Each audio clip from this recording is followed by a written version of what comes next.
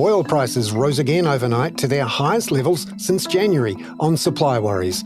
Rice prices also surged to 15-year highs. The return of food price inflation could be a headache for central banks.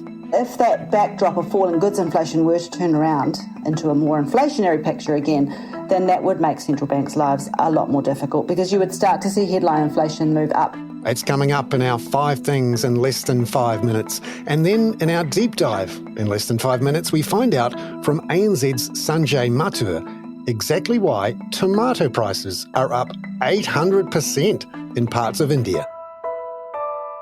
But first, in 5 and 5 with ANZ, number 1, oil and rice prices rose sharply overnight on concerns about supply. Russia and Saudi Arabia are cutting their oil output to squeeze prices up, and US demand is strong, with news overnight of a big drawdown in stocks. The price of Brent oil rose 44 cents a barrel to nearly $87 a barrel. Grain prices are also rising because of the Ukraine war spreading into the shipping lanes of the Black Sea. But wait, there's more.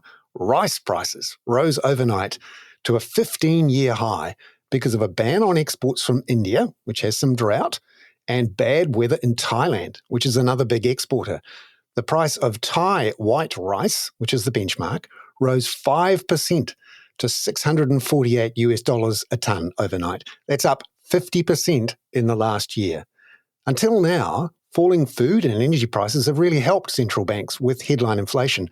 But as ANZ's chief economist in New Zealand, Sharon Zollner, says, it's worth watching those inflationary implications of the conflict spreading in the Black Sea.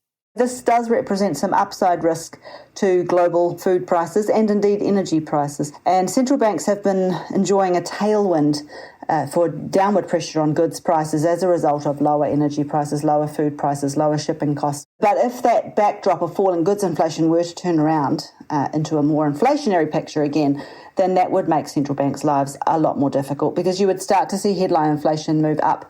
You could start to see the people on the street doubting whether central banks have indeed got this. You could see inflation expectations and wage demands start moving up again rather than down. It's a tail risk. It's not our forecast, but it certainly does play into our sense that markets at least are being a little optimistic. Number 2, but inflation is not a concern in China, where we found out there was 0.3% deflation in July, the first since February 2021. And producer price deflation was worse than expected at 4.4%. ANZ's senior China strategist Zhao Pangjing sees inflation coming back within a few months as the combined effects of past stimulus works its way through the economy. He says the authorities, though, can't do too much more with either fiscal or monetary policy. Fiscal, because there's so much local government debt around, and monetary, because China wants to keep a floor under its currency. For monetary policy, I think the PBOC is currently facing with the impossible trinity because the Politburo meeting just mentioned the stable renminbi exchange rate. If this is the case, I guess the PBOC will lose some flexibility in domestic monetary policy. Zhao Pangjing there, and he sees another cut in the reserve ratio requirement for banks coming, but not a full policy rate cut by the People's Bank of China. Number 3, the global financial markets focus will now switch to US CPI inflation figures for July, due later tonight. ANZ's senior international economist Tom Kenny is looking for monthly inflation to be low and unchanged at 0.2%. We're looking at goods being in a sort of a deflationary funk at the moment, led by falling used car prices. Also expecting to see rents continuing to come down, although they're still pretty elevated. And thirdly, I think we're looking for a bit of softness in the core services ex-rent, which is a key component that the Fed is watching at the moment, and largely driven by developments in the labour market there. Number 4, we'll get another Reserve Bank decision later today, this time from India, where ANZ's chief economist for Southeast Asia and India, Sanjay Mathur, is looking for the RBI to be a bit worried about that food price inflation we talked about earlier.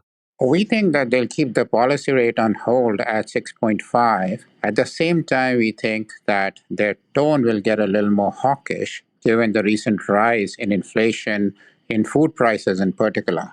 Number 5. And finally, news overnight of a backtrack from Italy's politicians on a surprise windfall tax on bank profits.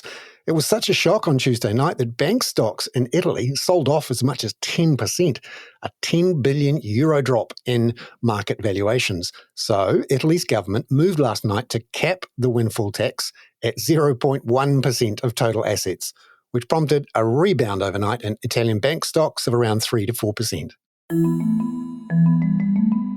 Now it's time for our deep dive in less than 5 minutes. Today, we dig down into tomato prices in India, which is a worry for the Reserve Bank there and plenty of cooks.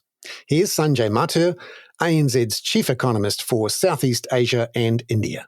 Tomatoes account for just about 0.6% of the inflation basket, but what you've seen across the 106 cities in India where you actually survey tomato prices, they've surged by anywhere between 100 to 800%. And that means that the contribution of tomato prices has been close to 1% to headline inflation. So it has had a significant impact. 800%. That's certainly an attention grabber. For an international audience, though, Sanjay, could you explain how that happened and why it's important? The first point to sort of note is that in India, we have a phenomena called the top inflation, TOP, tomatoes, onions, and potatoes.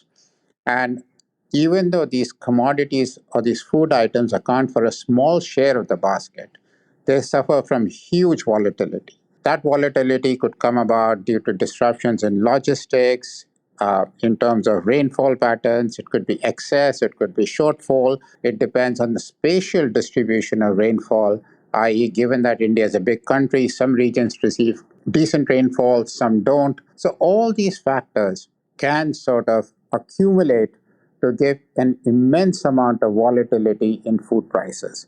This is somewhat different from food grain, where the government is able to maintain a large stock, particularly that for wheat and rice, and release it as and when the situation demands. It's harder to do that with perishables. And so what's happened to cause the tomato costs to rise so spectacularly? So we had two things. One, we had unseasonal rains, which sort of destroyed the tomato crop. And the second was that the distribution of rainfall. Typically, the monsoon season in India starts from the 1st of July. Some regions received very heavy rainfall, and some were very short on it, or they were in deficit rain. And together, if you add it up, and also the fact that the rainfall disrupted truck movements, etc., across the country, all these sort of led to a massive surge in tomato prices. And how much of a role is climate change playing in this sort of volatility in food prices? Well, I would say that Indian weather conditions have become more volatile, but to blame the sort of climate change, on the current episode of food prices, I think that would be a bit premature. I think longer term, yes, this is something that India needs to monitor and work towards to enhance its food security. India is a large country and cannot really buy huge amounts of food globally without it having an impact on global food prices. But at the current juncture, I would not attribute this to a structural change in weather patterns, etc., but more due to unseasonal cyclical developments. And for tomatoes, onions and potatoes, how important is it in the national diet, if you like? I'm curious what you can eat with tomatoes, onions and potatoes. Well, every part of Indian cooking. And if you've had a curry, it's got all three of them. Sanjay Mathur there. I'm Bernard Hickey. That was 5 and 5 with ANZ for Thursday, August the 10th. Catch you tomorrow, where we'll have the latest on the key US CPI inflation figures and how that might affect next month's decision from the Fed.